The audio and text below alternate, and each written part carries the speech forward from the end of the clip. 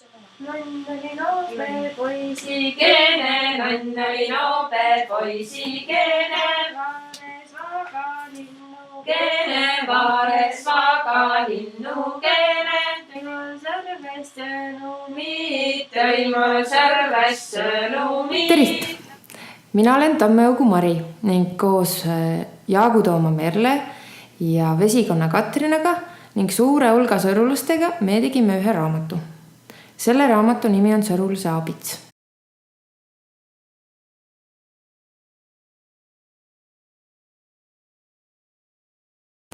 Sõrulase Aabits on sõrulaste isi oma kultuuri tutvustav raamat.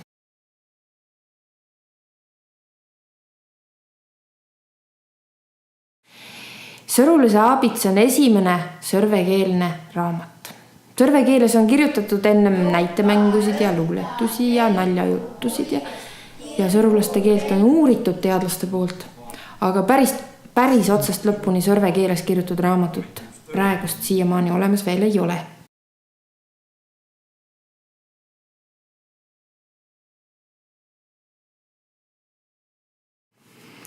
No mis selles sõrvekeele üleskirjutamises ja lugemises siis nõnda keerulist on? Vaada, häda on selles, et seda ühte ning õiget sõrvekeele kirja panemise reeglit pole üleüldse välja mõeldud veel. Sõrvekeel kõlabki igas külas ning peres vähekese moodi. Ega meie küll ei taha ütelda, et kelle räägitud keel siis nüüd õige sõrvekeel on, kas eessõrulaste oma või tagasõrulaste oma või siis kõige vanema inimese keel.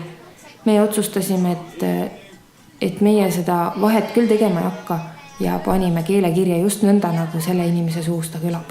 Naabritytrukut Krista Inge tulid aga äkist mõttele, et aga mehel võiks ikka oma kölk olla. Meite looju keldri sulk kölkusi sealt jagu keikidele. Olidkid.